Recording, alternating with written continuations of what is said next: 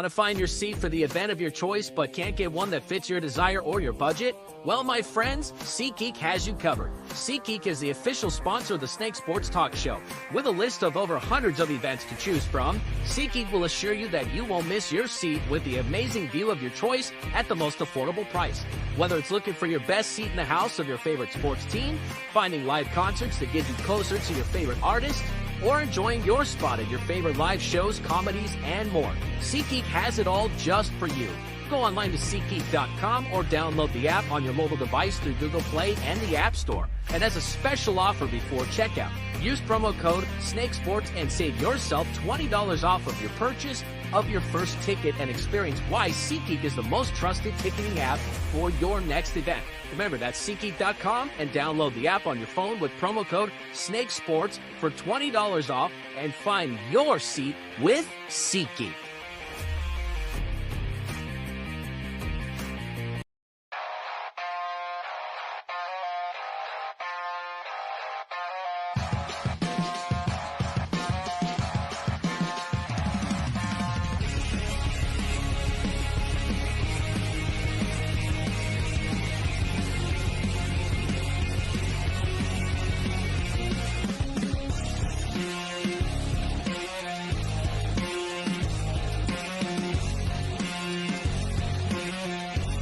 And now, broadcasting live from Las Vegas, the Snake Sports Talk Show with Jake Silva starts now. Here we go, ladies and gentlemen. Happy Friday to all of you guys, wherever and however you may be watching and listening. This is the Snake Sports Talk Show with yours truly, Jake the Snake Silva here. We are live on all platforms known to man, live in Denver, Colorado on Roku, iHeartRadio, and all social media platforms known to man for you to like, subscribe, and follow, and hit the bell button. Do not miss out on future and past shows because we are cooking. We are on fire. What a great week that we have had. Vacation mode. Officially a little over, had some family up in town this week, and so I cannot wait for what this up-and-coming week is going to be like, but we made it to a Friday. We got a lot out. Shout out to the 305 Sports babe, Ashley, yesterday, providing us some clarity with the Miami Dolphins. But we got a lot to talk about here tonight. So the thing I want to discuss, because right now everybody in the NFL right now, all football fans in general, we are speculating the NFC East. I know it's a lot to talk about because what's going to happen with the Cowboys, the Giants right now, we are kind of seeing some clarity in this front office with John Mara and also with Joe Shane. The whole Saquon Barkley deal and all the rest of the moves that they also provided. And then is Washington going to be pretty damn good? I think they will be. I think this is a team that's got some serious grit, change of coaches, change of coordinators. And then at the same time, we got the Philadelphia Eagles with a mulligan of new coordinators. So the thing I want to discuss and I want to explain about the NFC East, because this is going to be an interesting division moving into this up-and-coming season. So we know training camp is coming up here, and by the time we start preseason, you're going to see a lot of answers, a lot of questions, that are going to be answered. My thing with the NFC East, because the Eagles, this is a mulligan year for them. Nick Sirianni has to get this right with both Kellen Moore and with Vic Fangio. Plus, they also acquired Saquon Barkley. They drafted Quentin Mitchell and Cooper DeJean. And then they signed another safety and another corner. They bring back C.J. Gardner-Johnson. I don't think he'll be a massive impact for them, but it provides plenty of depth because Darius Slay needed help and James Bradbury was absolutely cooked, so they let that go. But, this is a mulligan year for them. The defense has to get better because after what we saw in the second half of the season last year, where they only had won one game and they were on a complete disaster. So the Eagles, we know are on everybody's radar. And the Cowboys, though, this year, because is Dak going to get paid? If not, who's going to pay him? So the question with the Cowboys is of course, are you paying CeeDee Lamb, which is my gut feeling they should, and then Micah Parsons, you're going to end up paying him because he's one of your best pass rushers. And in the same time, the secondary with Deron Bland, Trayvon Diggs, and a couple other really good pieces I like, is that defense going to be the same defense we saw last year? Now, what happened in the first round exit with the Cowboys, defensive coordinator clearly was outcoached by the offense and with Matt LaFleur. So they could not figure out anything. And at the same time, Micah Parsons was played into a position that is not his strong suit. He's a hybrid, hyper athletic athlete. Okay. That's what he is as a pass rusher. So if you do not play him in the pass rush, and at the very least get your secondary to play some serious shutdown in the aerial coverage, then you're going to have no chances at all of making a deep run. So the Cowboys now have a new DC in Mike Zimmer, and I do think that the Cowboys could pick up where they left off. But if CeeDee Lamb gets hurt, like I said, I think that is an injury away from this thing completely collapsing because you do not have a trustworthy and capable number 2 option at wide receiver. The only thing that you have is you have tight ends. You got Zeke. You got at least, a couple pieces. And then how's that even going to work out? And then at the same time, if Dak don't get the contract in Dallas, then Dak's not going to stay there. Dak's going to go somewhere where he is going to get paid because they've ran 12-5 seasons now in the last 2 years, and Dak has been very productive and very efficient, putting up MVP numbers. Now, we know we're critical of Dak because he's unbelievable against sub-500 teams, but when he plays teams that are above 500, his record is like subpar, and he's not exactly like a Marino type player at the end of the day, where he's throwing passing touchdowns. He's throwing for almost over 400 yards a game. We're not seeing that against 500 teams or more. So then you've got the Washington Commanders with a new identity with Dan Quinn, Jaden Daniels, your number 2 overall pick at quarterback, and you've also got him some really nice pieces and some weapons. So the Commanders could be a very interesting team. And my feeling is when it comes to the NFC, and me and Chase, we're going to discuss this the next time we have Chase up, our co-host, up onto the show. But we're going to do our call, hold, fold on the NFC because we've already done it with the AFC. And I feel like the Commanders are going to double their wins than what they got last year. I think this is a team that could surprise a lot of people, can turn a lot of heads. And I think they are kind of in a win now scenario and situation. Why not? The thing I think about with the Giants is, after what I'm seeing with Hard Knocks, and Hard Knocks is definitely exposing a lot of stuff. You're seeing before your very eyes how this business is rolling, and you could just kind of see the identity. Now, we know they've got a great pass rush. There's no denying that.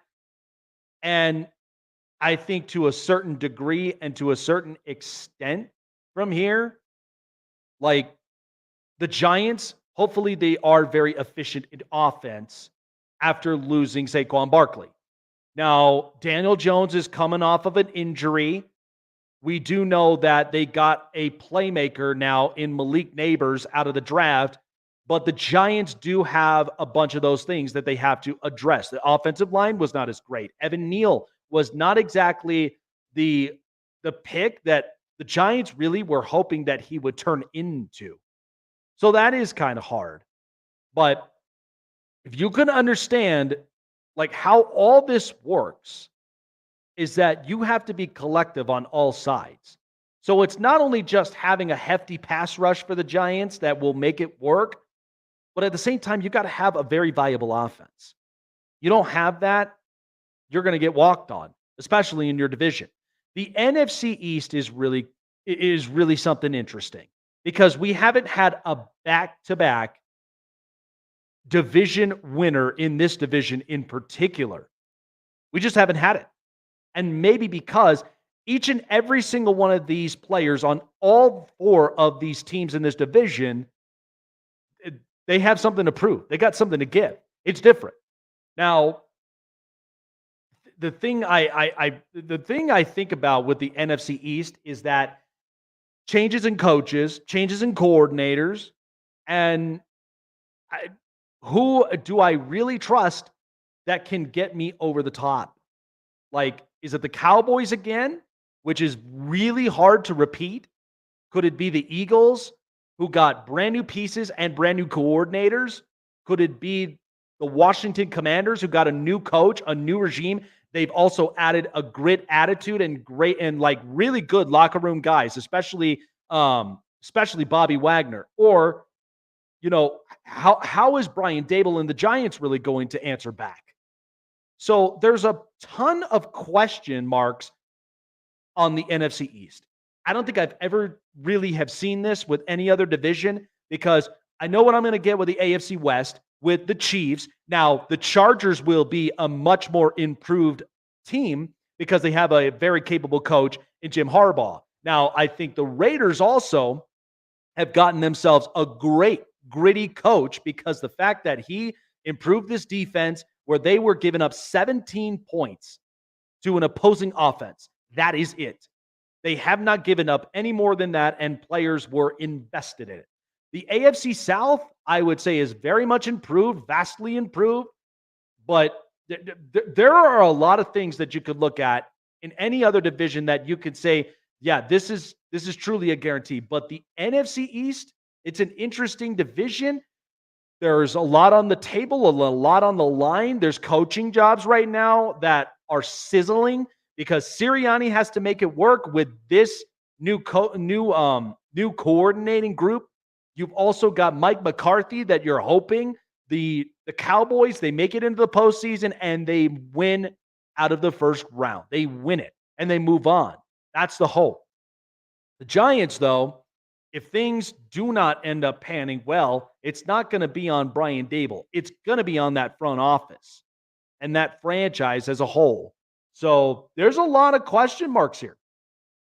But I'm all for it. I think the NFC East, it's really, really something else. I think, honestly, I think this is going to be at a point where it's going to be tooth and nail. They're going to go, they're literally going to be at each other's necks throughout this whole season. So the NFC East is, in fact, a division I'd pay attention to. Really, really interesting stuff. So the question now remains, and this is now kind of going to the NFC North and more surrounding Jordan Love and the Green Bay Packers. You do realize that this Packers team was very young last season, where you had a lot of new young wide receivers. You're also improving the offensive line defensively. I have some thoughts up on that, but I do think changing coordinators after what Joe Barry basically did last season, I think the Packers will be in good hands. But I do believe, though, that they are going to be a run-hefty team now, adding Josh Jacobs in the mix and still having A.J. Dillon. So this is going to be a dual running back set that is prepared for anything. They're prepared for any physical game that they're going to get themselves into. Maybe like a Detroit, maybe like a San Francisco, maybe like potentially a Rams. That's a possibility. And there's other physical teams that I know. I mean, Philadelphia, they're pretty physical up on that D-line. So anything is possible.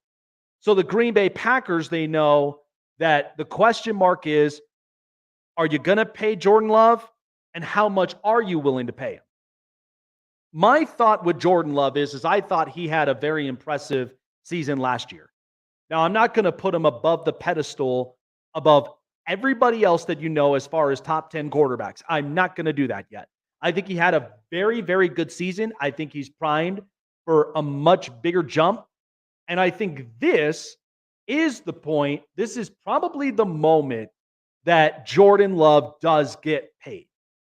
If he has a more efficient offensive year than what we got last year, then you pay Jordan Love.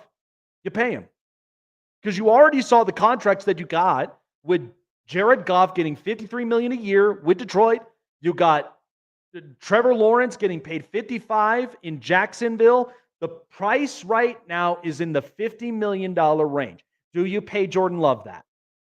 My guess is, and my gut feeling, if he has a much bigger productive year than what we got last year, in like the first 5-6 weeks, you pay him. No questions asked. You pay him. And Green Bay, we know, is not really a big-time free agent hefty market, but they landed Josh Jacobs. They landed at least a couple players, and they did let go of some. So Green Bay still holds themselves to a very high standard, but they're not as noisy. They know what is on the table with the NFC as a whole, and they know what's on the table in their division in the North. Because Caleb Williams now is in the league, and you've got him in Chicago. You've got Detroit with a magical season they had last year. They're coming into this year now. Targets are on their backs, and can they improve this year from what we saw last year? And then you've got the Vikings, who they're keeping a lot of their offensive pieces because they're not paying their quarterback anything. They've got Sam Darnold right now as the bridge quarterback, but they're not paying J.J. McCarthy right now. They at least lock in their offensive pieces. They at least try to get some more defensive help, and I think they have addressed it with Jonathan Grenard and Andrew Van Ginkel and a couple others, but hopefully they can address the secondary. But I do think Minnesota is in good shape where they can get over the top maybe in the next couple years. But this thing with the Packers, I'm not opposed to paying Jordan Love. But I mean, you got to pay him. But my whole hope is that he comes off a highly productive year this year than what we saw last year. Because the first half, I thought, yeah, Jordan Love, now we can kind of see what people were talking about. But now, after just seeing it in the second half of the season, I'm kind of going, whoa, Jordan Love, this kid's something else. Why didn't we see this? But the Packers are very smart about that.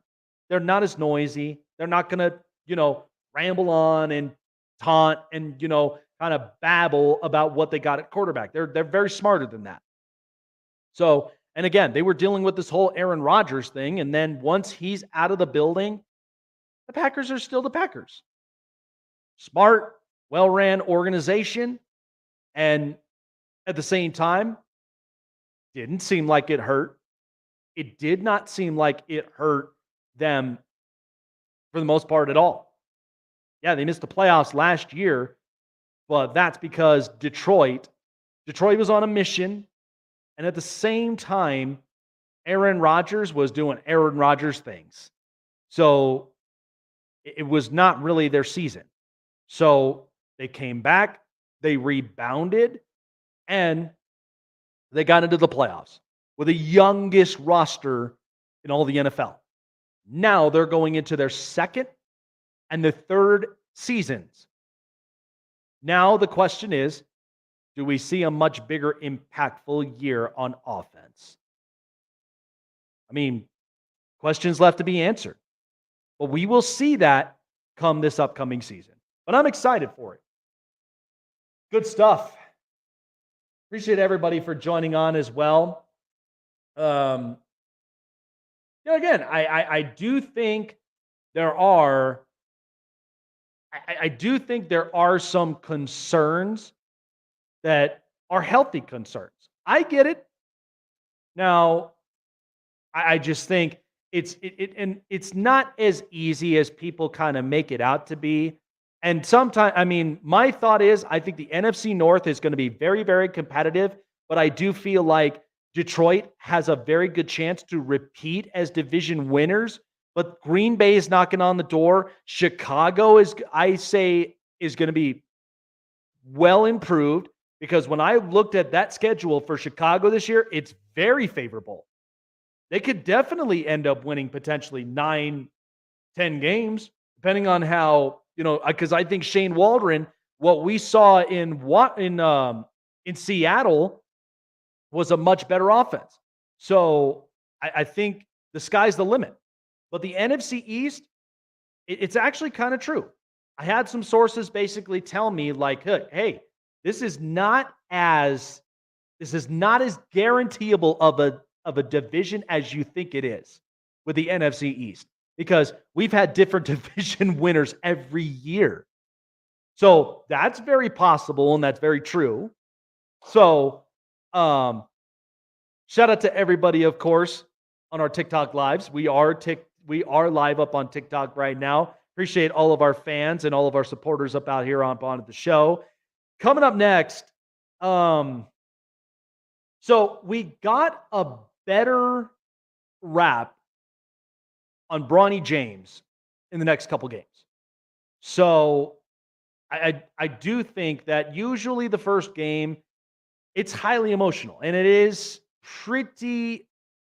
The anxiety levels are through the roof, but I do feel like that this is a potentiality. Do I think Bronny James could be Rookie of the Year this upcoming year? People think that he could be. I don't see it, to be honest, because I don't think the offensive side has fully grasped and developed itself yet. But he is a very good defensive player. But I'll explain a little bit more about that coming up. And College Football 25, people have been telling me, man, they're like, Jake, you got to get this. You got to get this game. You seriously got to get this game.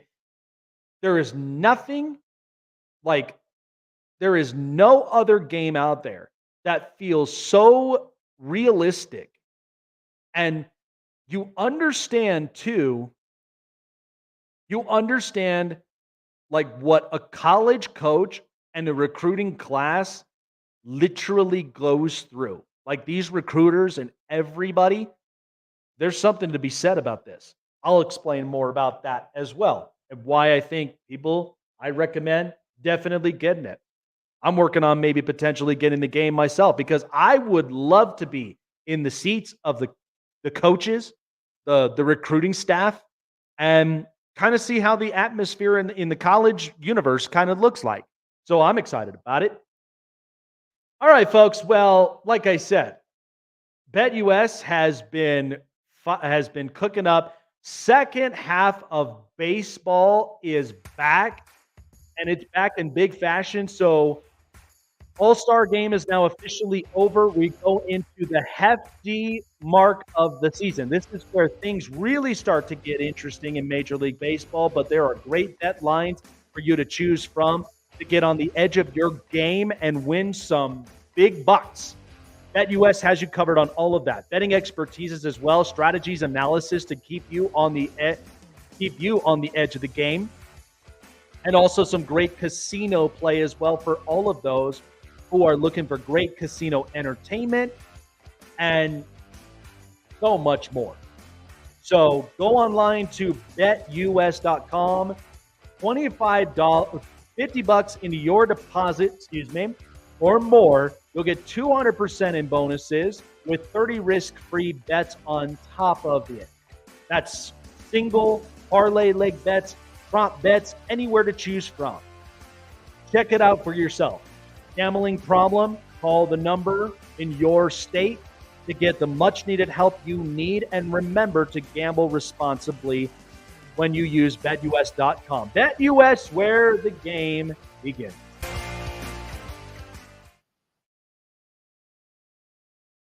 Listen up, sports fans. Your favorite sportsbook, BetUS.com, is back for our 28th year of NFL action.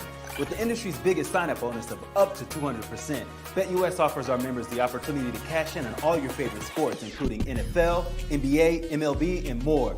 We've also got hundreds of new casino games, including the coolest new European slots, and our live dealers are waiting for you at the table. Sign up at BetUS.com today to get into the action. BetUS, where the game begins.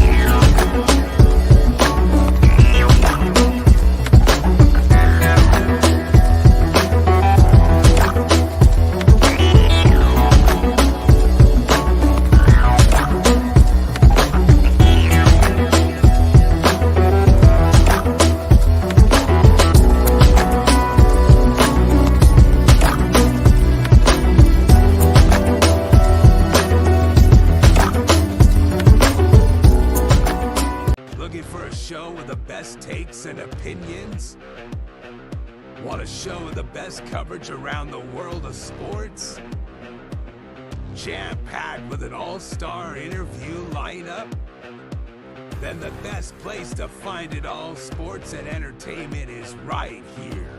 Join Jake Silva on the Snake Sports Talk Show, presented by SeatGeek and BetUS. Weeknights at 8 p.m. Eastern, 5 Pacific on Sports Wave Network.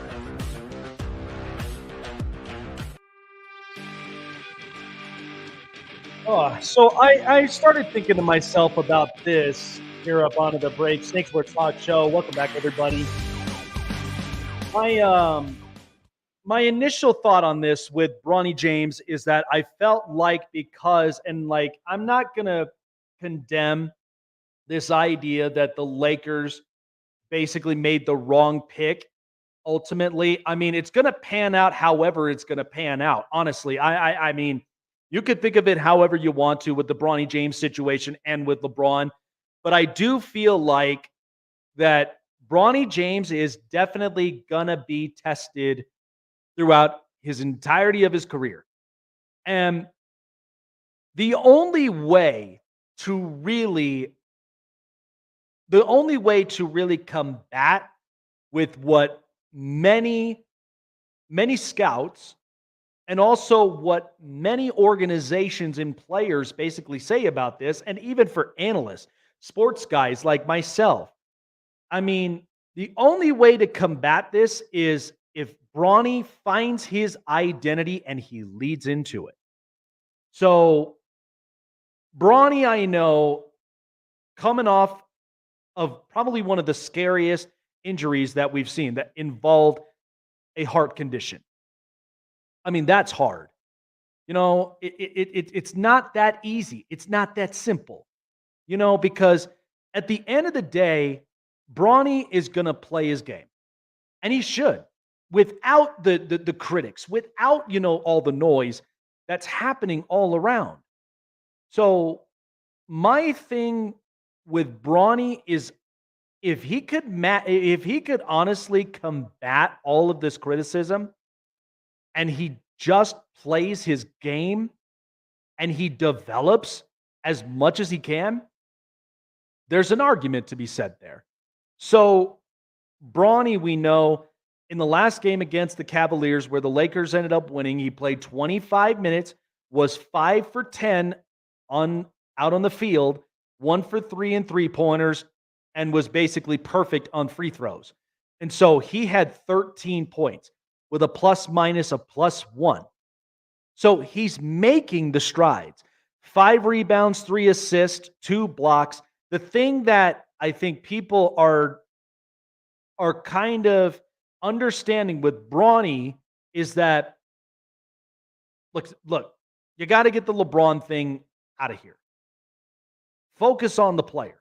Do I feel like Bronny is ready for that full-time role? No. I think because of what we've seen right now out of his game, there's still more development. Like all these guys in this draft, this was a terrible draft. This was not a big, hefty draft. You're starting to see this with Alex Sarr right now, where he was a number 2 pick and he is not looking good. And the thing about what we've gotten out of college basketball, and let alone the great players we've got overseas, not that simple, not that easy. Now, here's what's different is that years ago, international players were not as highly big. We had Tony Kukoc. We had several other players that came in overseas and were basically role players. They were not superstars. They were not the stars that you could put on the pedestal that they're the great players. Now we have Luka, we've got Giannis, we've got Jokic, we've got Wemby as he starts to get older and develop, and I'd say he probably adds in a little bit of size here and there. You could see Wemby really taken over from this point. And there are multiple other players you could also put in the mix. But I mean, I talked about this with multiple sources. I mean, I talked about this with an analyst who covers very closely with the Atlanta Hawks when it came to the Zachary Rishisher pick. And then you've got this Alex Sarr pick. So Bronny James at this point right now as a 55th pick, there should not be. Now, we know there's pressure because it's Bronny's kid. It's LeBron's kid. Okay? I get the nepotism conversation. I don't want to put all of that up on blast. But again, if you're given an opportunity, take it. Take the opportunity. You don't know what you're going to get involved in. Now, I understand it's a wish-wash kind of thing because people that do come in because of nepotism either works one of two ladders. You either come in and you develop. You don't take the opportunity for granted. You're going to do that with the best professionalism possible because ultimately, yes, there's pressure not just on your shoulders, but also on either the parent, the uncle, whomever you're very close to. There's pressure on their shoulders too. So it's not just particularly the person that the expectations up on them. It's not solely on it. It's not solely on that person. It's also on another one too. So you have to perform it at least at the best level. But I'm not going to highly put pressure up onto the kid where this massive anxiety now starts to grow. I'm not going to do that. That's not fair. But I think with Bronny, he's coming off of an injury. He's trying to at least develop as quick as he possibly can, given the circumstance that he's not in college anymore, which I thought he probably could have taken another year in college to really fully develop, come back from that injury, and then see what he's got from there. And maybe he might be a top pick next year. But because it's the Lakers, it's LeBron, it's all this other stuff, it's a different kind of business. It's a different beast you're handling here because you've got a coach now, and JJ Redick, a former player. I don't know what he'll be like as a coach. I do hope for great successes.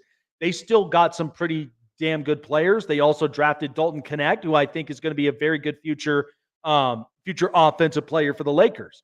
So Bronny has time to really develop here. But I think LA media, LA press, you know how it is with big money market teams. The presses are very, very highly they're very high on their expectations. New York is like this. Chicago is like this. Dallas is like this. So you got to be careful. But at the same time, tread the waters as best as you possibly can. Don't be tippy-toeing like you're walking on thin ice. We know that the pressure of the media is very high. We also know that the expectations are even higher because there's nepotism involved. But again, it works in two different ways. Either you were handed this job because of that person, or you take the opportunity that is bestowed upon you and you run with it the best way that you can. You fully develop, you fully give yourself the best case scenario possible, and maybe this could change around for the Lakers. I don't know. But there's so much of this noise that's around the Lakers right now. But I feel like after what I've seen with Bronny, he's developing very slowly. All these players that come in, they're potentially G League players. They really are. I'm not seeing a whole lot of the needle being moved vastly because international players are basically taking over this league. So slow down, give this puppy time to cook, and then we'll kind of see what we think of Bronny James, not because of LeBron. Think of the player, not the nepotism. That's all it is. So think about that. I think we can understand that much, much more. And I think everything will make sense by the time Bronny is fully developed in his career, and I'd say could potentially be a force in the NBA. So I'd slow down on the idea real quick, and let's just see this thing cook and see how it pans out. All right, time for some news. This is the Hot Press. All right, so in the press today, former running back in the NFL, Kenyon Drake, has announced his retirement from the NFL. Former Dolphins, Cardinals running back after 8 seasons in the league. So he wrote on his Instagram, "It's been an incredible ride. Hard to believe seasons have come and gone. I've loved the journey, the wins, the moments, big and small, the camaraderie, energy, all of it. Ready to enjoy a little retirement and see where the next chapter takes me. Thanks to everyone that was along for the ride with me. Wouldn't change a thing." So Kenyon Drake, the former 3rd rounder in the 2016 NFL draft, selected by Miami out of Alabama, finishes in his college career. He had rushed for over 1,400 yards and 23 touchdowns in his time in Tuscaloosa. He was a really good situational back. I like Kenyon Drake. So, again, it's a bittersweet thing because sometimes with a lot of these role players and what you potentially would see with them, you would hope that there would be more production up in front of them. But I kind of think with Kenyon Drake, the injuries started to really pile up. And I think in the end, he basically played a pretty good career. So happy for him. Happy retirement. Best of wishes. I think I think he was a pretty good role player in my opinion. All right, so some news in the NFL. This is interesting here because I'm curious to see how the secondary really shapes up from here. So the Baltimore Ravens, who lost Geno Stone and lost a couple defensive players, including Patrick Queen, their linebacker. They just announced that they have signed 2-time Pro Bowl safety Eddie Jackson to a 1-year deal. Jackson was released by the Chicago Bears on February 15th to end up freeing up some cap space. The former 4th-round selection in 2017 started in all 100 games he's appeared in over 7 seasons with Chicago, a 2-time Pro Bowl selection, and also earned All-Pro honors in 2018. He's coming back from a foot injury that really shortened his game in the past 3 seasons. So he'll played at least 12 games in 21 and 22.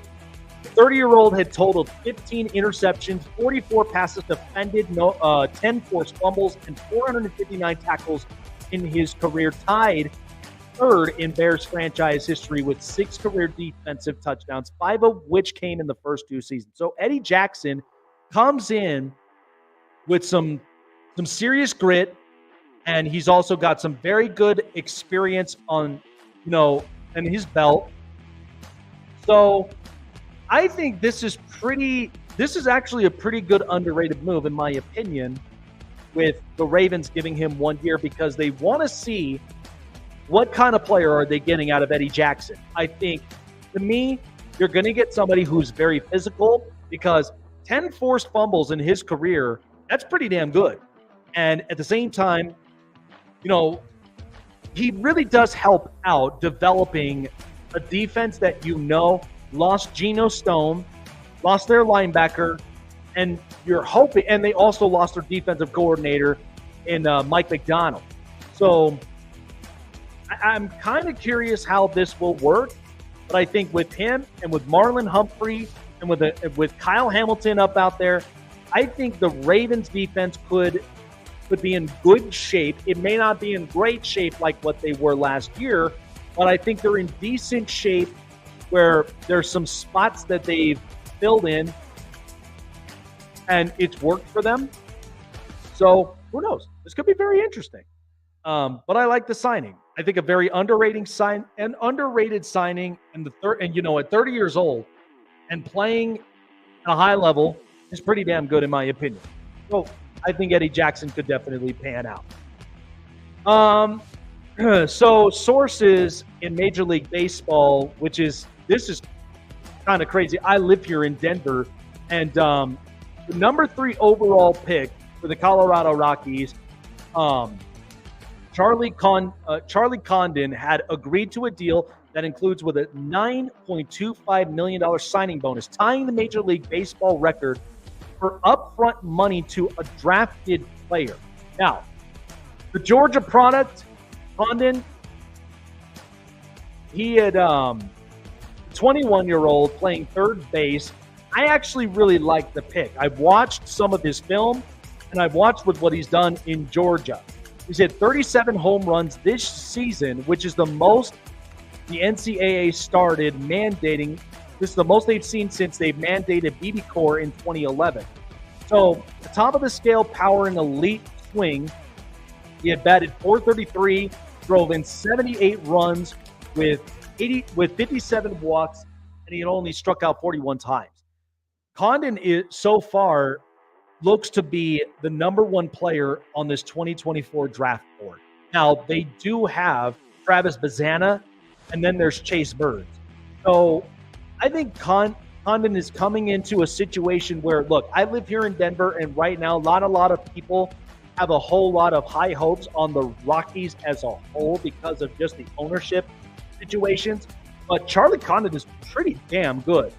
He's got a great bat, and I think also helps to boost the offense that the Rockies right now haven't been able to really kind of produce a whole lot. Now, they're pretty scrappy, but they got to produce some offense. Now, they do have at least a good chunk of players that they're building around with Brenton Doyle, Nolan Jones, Jordan Beck, and Zach Dean. So this was just too enticing for them to pass up. So I think Condon is coming into a much more laxed situation with the Colorado Rockies, but a $9.25 million bonus in Major League Baseball for a rookie. We hadn't seen this in quite a while. The first time since 2011, since they've mandated the BB Core. So I think Charlie Condon, I'm excited for this kid. And living here, I'm going to be definitely going to more Rocky games, probably when they play the Dodgers, or at least play a couple of other teams, maybe potentially the future Las Vegas A's. But I'd like to see what the long bombs are going to basically look like off of Charlie Condon's bat. I think this kid with 37 bombs last season in Georgia, this kid's the real deal. So, Rockies, you better cross your fingers and you don't screw this up because, this is a young youth movement. We know that they've got some pieces that they could potentially acquire because we're in the trade deadline buzz right now, close to the end of the month. And there are going to be some players that could be on the move, like Ryan McMahon could be up on the move. There's a couple other players that could be up on the move as well. So we'll just have to wait and see, but I am kind of excited for this game. All right, that's the news. This is the Hot Press. I'm going to take a quick break up from here, but when we come back, because there are I've got at least a level of optimism here. Now, I've talked about the quarterback, the 3 teams that could potentially look at quarterback: the Raiders, the Giants, and I'd say, give or take upon the situation, there could be the Titans that could be looking up at quarterback, but I feel like they're kind of steady right now, and they're pretty good with Will Levis. I think you could be very much be looking at, some very good potential strides. But there are 3 teams out there that could potentially look up at quarterback, and even the Dallas Cowboys if this thing doesn't pan out. So I'm going to explain more about that here after the break here on the Snake Sports Talk Show. Check out the Con Man live on the Sports Corner, coming to a screen near you, giving you the greatest stories from basketball legends you've never seen before. Sharing their glory, building the toughness, and how they show off their swag. But only one man knows all that, and that's the Con Man. Join Michael Conceição, the Con Man, at the Sports Corner, Fridays at 5 p.m. Eastern, 2 Pacific on Sports Wave Network.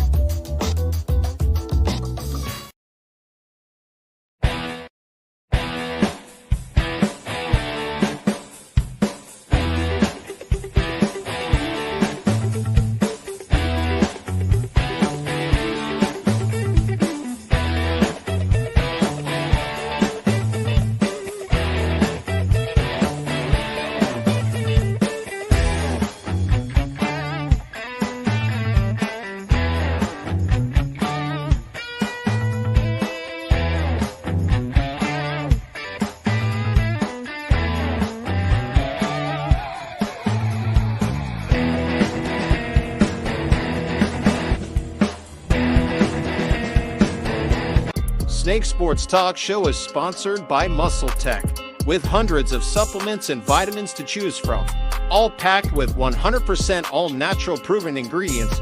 You can be sure that Muscle Tech will give you the edge and the boost to train and look like your fit and healthy best, whatever your goals are. Try Muscle Tech today and use promo code SNAKESPORTS to save 30% off your purchases. Robert Lyle hosts Between the Lines podcast, Wednesday at 2 p.m. Eastern, 11 a.m. Pacific on Sports Wave Network. Your favorite sportsbook, BetUS.com, is back for our 28th year of NFL action. With the industry's biggest sign-up bonus of up to 200%, BetUS offers our members the opportunity to cash in on all your favorite sports, including NFL, NBA, MLB, and more. Sign up at BetUS.com today to get into the action. Looking for a show with the best takes and opinions? Want a show with the best coverage around the world of sports? Jam-packed with an all-star interview lineup? Then the best place to find it all, sports and entertainment, is right here.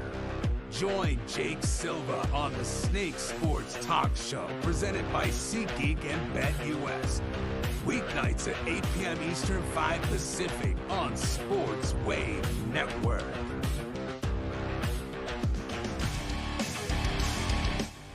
Boy, if anybody ever gets this feeling sometimes when, like, as I just recently, just before the show, ended up going on a workout. You know, I got to get myself prepared for September when the wifey and I celebrate our honeymoon in an undisclosed place. But we know we got a boat. So I'm really excited about that. Trying to get myself into a little bit of the tail end of beach season, but I've been tanning myself. I've been getting some, some really good color. but yeah, I'm really excited about the trip. So here's something people never really thought about.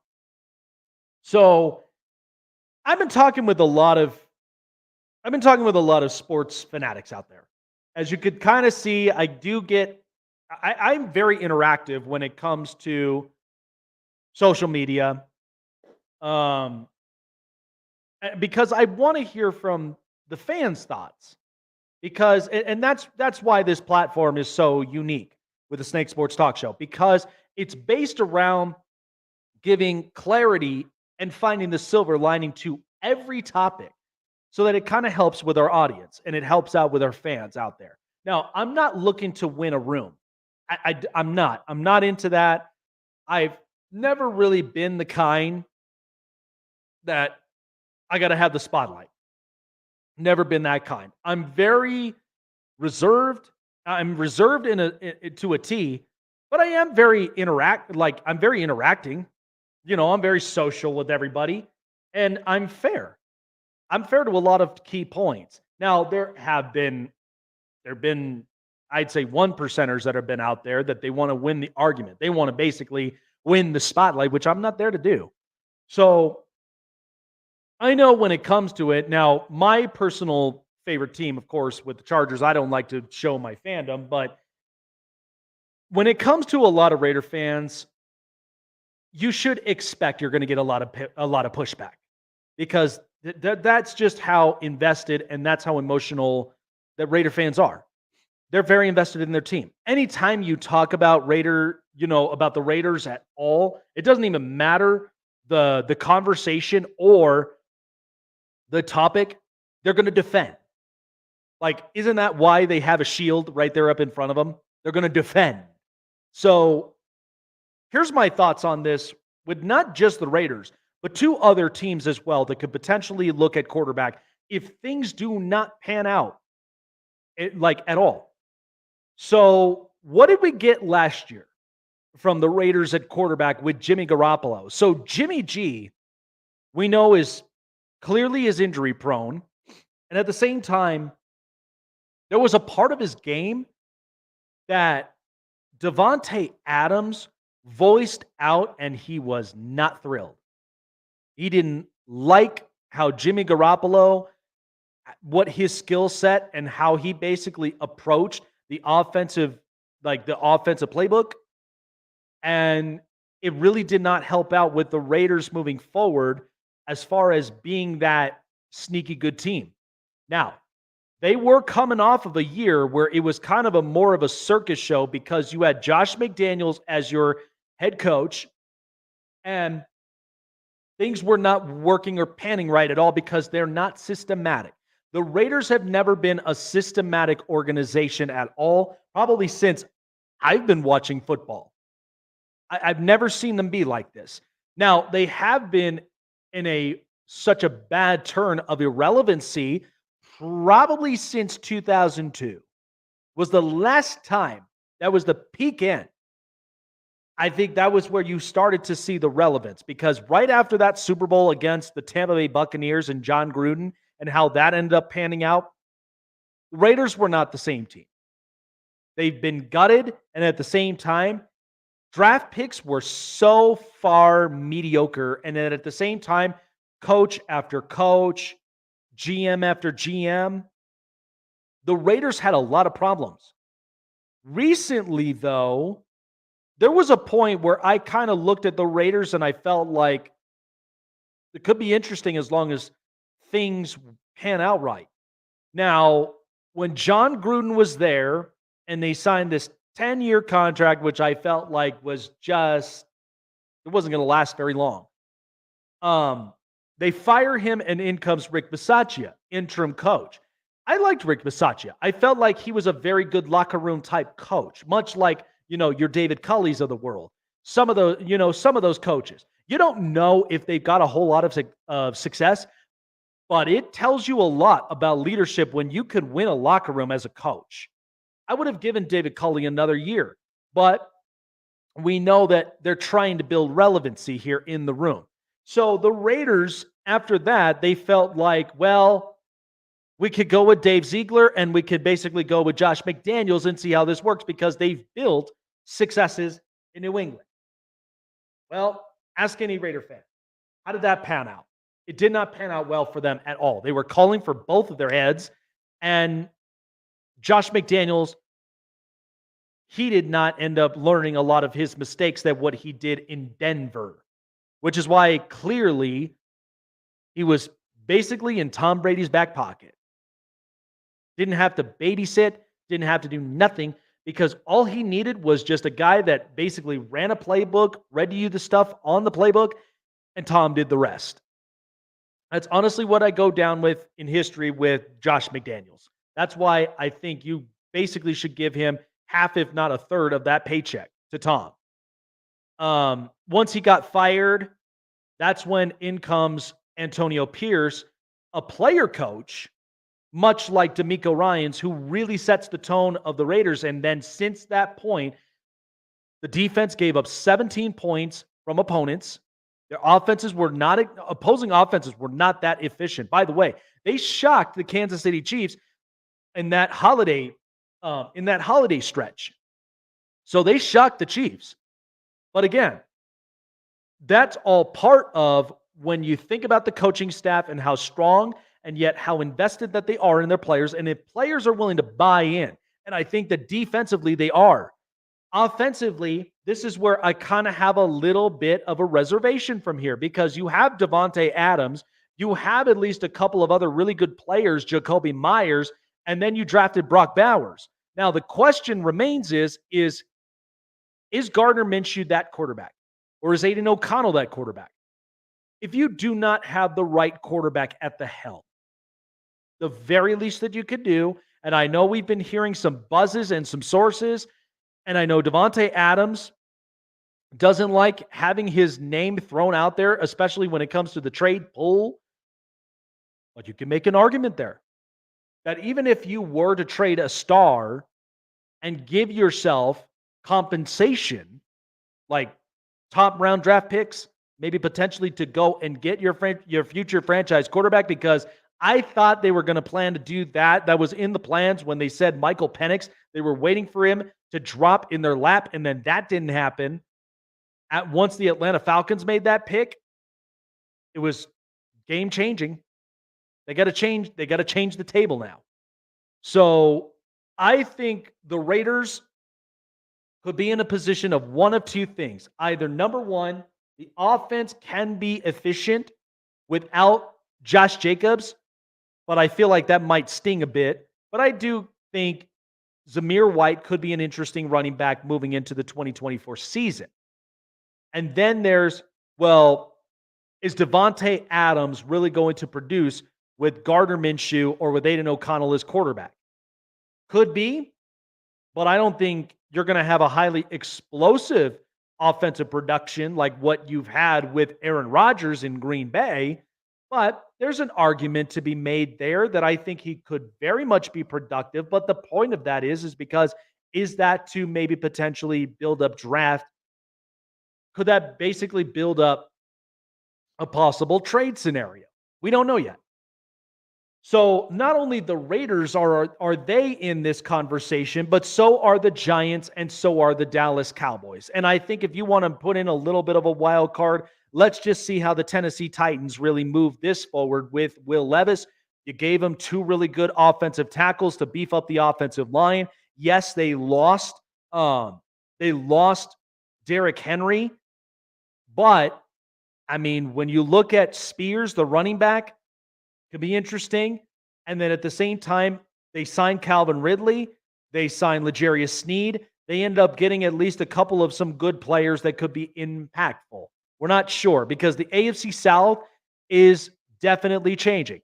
So the Giants, the Raiders, and the Cowboys could very much be the teams to keep your eye on as far as quarterback play. Because as we're watching Hard Knocks on the Giants right now, Daniel Jones with Saquon Barkley out of the picture, and now you bring in Devin Singletary, this is where you got to make Daniel Jones work because you're paying him $45 million a year. I probably wouldn't have made that deal. That's my honest opinion because I think from what I've seen from Daniel Jones, I get it with the messes of head coaches from Ben McAdoo and with Pat Shurmur to get to this point of now having Brian Daboll.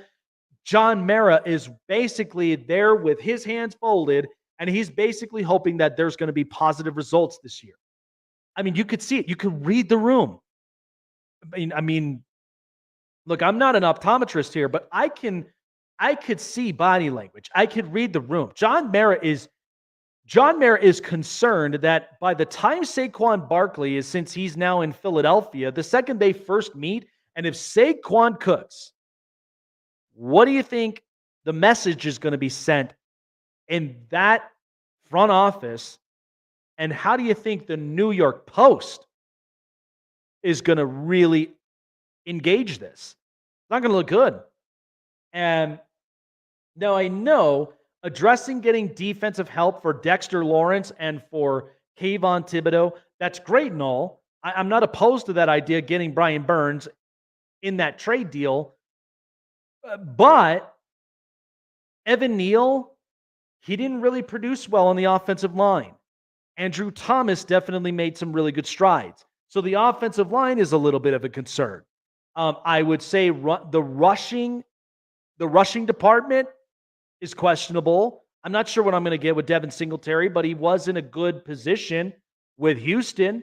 And at the same time, they got a playmaker in Malik Neighbors, who I think could be a very, very good, I think he'd be a future star. Now, again, this all just pans down to Daniel Jones, the quarterback. And then there's the Cowboys. Because with Dak, if you're not paying him $60 million a year, what I've said to people, and I think, and I've also had two Cowboy content guys here on the show that are fantastic. I would love to get Law Nation up on here because I think it's quality content. And it would be great to have a silver lining on the Cowboys. But here's the thing. If you're not paying Dak $60 million a year, and I kind of called this, then the very best you should do is beef up your offensive line to prepare for the next quarterback that comes in, whether that's through the draft or maybe up in free agency, whomever it may be. But you got to prepare for the next. So my opinion, my gut feeling is you need to sign CeeDee Lamb. He's deserved his pay because he's basically next to Justin Jefferson, almost the most identical receiver that we've got. Offensively productive, very capable of running clever routes. And now we've seen, I believe we've seen CD with Cooper Rush, right? I think we have seen CeeDee Lamb with Cooper Rush at that point. But the thing is that at least with what we're getting right now, and I think at the end of the day, there is this silver lining point that if the Cowboys do not pay Dak and they pay CeeDee Lamb and they pay Micah Parsons, they could very much be in the best capable situation now because you're saving more money. Now, again, I know Dak is very smart on the podium. I also know Dak is very capable of being that quarterback that can be productive. But as I've said multiple times on this show, the Dak against sub 500 teams will not be the same Dak against above 500 teams. You've seen that. There's a time where Dak becomes a shell of himself. Maybe that's Mike McCarthy. Maybe that's because, his offensive weapons can't quite, they can't quite get the pieces together. Maybe that's the case. Now, they did get a new defensive coordinator, which is why I'm hoping that the Cowboys do produce in the best situation possible. But as everything aligns, I think the Cowboys, you need to get a second receiver. You need to. This is what makes most sense. This is why that they're kind of like they're literally tied right now. The tensions are real because if you had a number 2 option at wide receiver, we would not feel this bad. The tension would not be this high. But because you only have CeeDee Lamb right now as your viable wide receiver option, everything else don't matter. So I just think you got to get a number 2 receiver. But at the same time, what are you going to do with quarterback? There could be a market for quarterbacks for the Cowboys, or they could go and draft one. Who knows? It's an interesting situation regardless. But I think the Raiders, the Cowboys, and the Giants, if this don't work out with the Titans, potentially them, but you can see all this. I think you could also make an argument that the Jets with Aaron Rodgers, if things don't go well, but they do have Tyrod Taylor, but maybe into next year, because Aaron can't possibly play with this injury and all the rest of it at his age. It's hard. Maybe he might prove me wrong. But at the same time, they've built up an offensive line. They need at least a capable quarterback that I know can be available. But at the same spurt, who knows what could happen? Aaron Rodgers might not play the same after an Achilles heel. So there's a lot of question marks involved. But I think for the Raiders and for the Giants and the Cowboys, you can make a very surefire argument. Things don't go their way and you don't pay Dak, you better be prepared for the next quarterback that you have up in line. So I'm just saying, keep your eyes on those 3 organizations with their quarterback situation, because that's pretty unique. And we'll see what happens at the end of the day if this is where we are with them. All right, folks, that's going to do it here on the show. Appreciate all of you guys for joining up on me on a beautiful Friday night. Shout out to all of our fans and all of our viewers and listeners for all of their immense amount of support. Appreciate all of you guys and continue to send all your supports. Share it out. We're trying to get to 1K on all social platforms. And thanks to also Roku for showcasing our show. Really appreciate them. Appreciate all of you guys. Show sponsored by BetUS and by SeatGeek as well. Jake the Snake Silva signing off. Have a great rest of your week and the weekend, and we shall see you guys on the next edition of the Snake Sports Talk Show. Take care, you guys. Look out for one another, and we'll see you guys in the next episode. Take care, everyone.